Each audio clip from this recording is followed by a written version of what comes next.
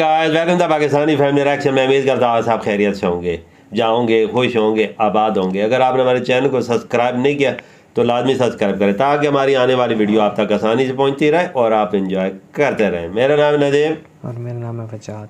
तो यार मतलब कि बहुत ही बड़ी वीडियो निकल कर आ रही है।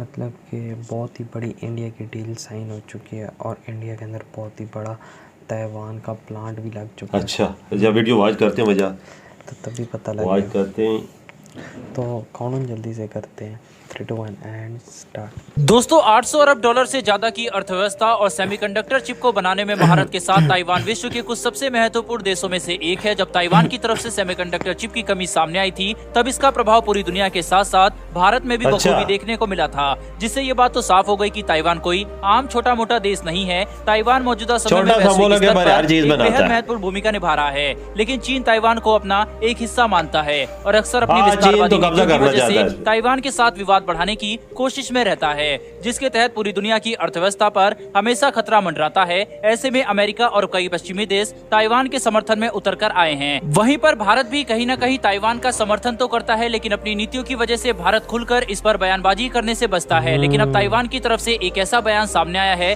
जो कि भारत की नीतियों को हमेशा के लिए बदल सकता है। दरअसल दोस्तों, भारत में मौजूद ताइवान के एनवॉय ने अब ये बात खुलेआम कह दी है कि भारत और ताइवान को अथॉरिटेरियनिज्म यानी कि चीन जैसी मानसिकता वाले देशों से निपटने के लिए एक साथ आना चाहिए और संयुक्त तौर पर काम करना चाहिए। केवल तभी हम चीन के आक्रामक और विस्तारवादी रवैये का सामना कर सकते हैं। ऐसा नहीं है कि इस बयान के पहले ताइवान ने कभी भी भारत का समर्थन नहीं मांगा है और भारत के ऊपर कोई बयान नहीं दिया है, लेकिन यह बयान अलग है क्योंकि इसमें साफ तौर पर भारत और ताइवान का नाम लिया जा रहा है। वहीं पर खुद ताइवान के एनवॉय ये बात साफ तौर पर कह रहे हैं कि भारत को अपनी नीतियां बदलनी चाहिए ताकि दोनों देश मिलकर चीन का सामना कर सके। सबसे बड़ी बात तो यह है कि ताइवान की तरफ से ऐसे बयान तब आने शुरू हुए हैं जब भारत और ताइवान की आर्थिक साझेदारी एक नए स्तर पर पहुंच चुकी है। ताइवान भारत के साथ सेमीकंडक्टर के क्षेत्र में काफी तेजी से मिलकर काम कर रहा है और भारत के अंदर 20 अरब डॉलर से भी ज्यादा का निवेश करने जा रहा है। इसके अलावा ताइवान और भारत की कई प्राइवेट कंपनियां एक साथ मिलकर काम कर रही हैं। दोस्तों, इससे ये बात तो साफ हो गई है कि अब ताइवान भारत के लिए बेहद ही ज्यादा आर्थिक महत्व रखता है। इसीलिए अब ताइवान भारत के साथ चीन के खिलाफ मिलकर साझेदारी करने की बात खुलेआम कर सकता है।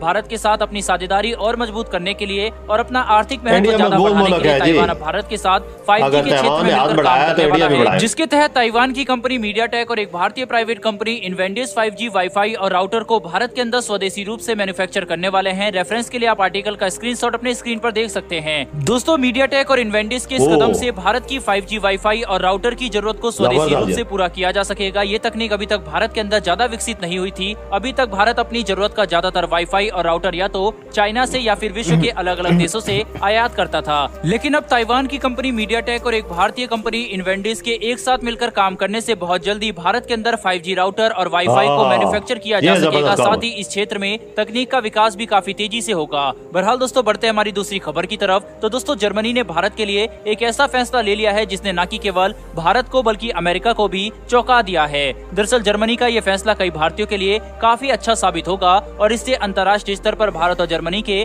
रिश्ते पहले के मुकाबले काफी ज्यादा अच्छे हो जाएंगे। दरअसल दोस्तों, जर्मनी ने भारतीयों के लिए अपने देश के नेशनल और टूरिस्ट वीजा की फीस को कम कर दिया है और एक आम भारतीय जो कि जर्मनी जाना चाहता है उसे वीजा पाने के लिए केवल 6000 भारतीय रुपए ही देने होंगे। और अगर भारतीय की उम्र 17 साल से कम है, यानी कि अगर वह एक माइनर है तो उसे केवल 3000 ही देने होंगे। जबकि वहीं पर अमेरिकी वीजा के लिए 12000 से लेकर 15000 देने पड़ सकते हैं। कुल मिलाकर देखा जाए तो जर्मनी ने भारतीयों के लिए अपनी वीजा की फीस काफी हद तक कम कर दी है, जिससे कई भारतीय अब बड़ी आसानी से जर्मनी की यात्रा कर सकेंगे। इसके अलावा जर्मनी भारतीय को काफी जल्दी वीजा प्रदान करने की सुविधा भी उपलब्ध कराने जा रहा है, जिससे आम भारतीयों को जर्मनी में प्रवेश आसान हो जाएगा। दोस्तों, हमें ये नहीं भूलना चाहिए कि जर्मनी भारतीयों को ये खास सुविधा तब प्रदान कर रहा है जब अमेरिका एक आम भारतीय को वीजा के लिए 1 से लेकर 2 साल तक का इंतजार करा रहा है। इसके अलावा 2 साल से अमेरिका ने अभी तक भारत में अपने एम्बेसडर को नियुक्त नहीं किया है, जो कि भारत और अमेरिका के रिश्तों में अभी भी एक दरार का कारण बना हुआ है। दोस्तों, जर्मनी का ये कदम भारत और जर्मनी के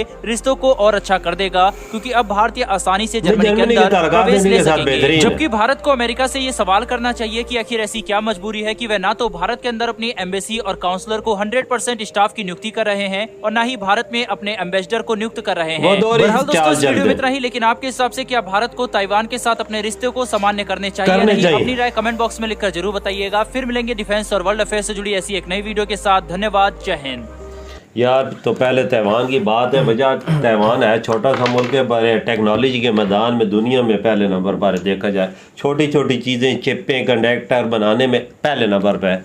अगर ये किसी मुल्क को दो, किसी कंट्री को ना दे तो उधर शॉर्टेज हो जाती है। ये इतने बड़े बनाता है, ये आप अंदाज़ा लगा सकते हैं। छोटा सा मुल्क है बिल्कुल। और अभी इंडिया के साथ मिलकर इंडिया में ही ये लोग वाईफाई राउटर, ये बहुत बड़ी बात है। वो भी 5G का। ये बहुत बड़ी बात है वजह। मिल के दो कंपनियाँ आपस में, ताइवान की और इंडिया की कंपनी मिल के बनाएंगी, ये बहुत बड़ी बात है। और कितना पैसा भी इन्वेस्ट होगा और कितनी फैक्ट्री भी लगेगी और उधर बेरोज़गारी भी कम होगी। और क्योंकि बंदे काम तो करते हैं, इंडिया की बेरोज़गारी कम होगी ना। ये बहुत बड़ा फैसला है यार ताइवान का।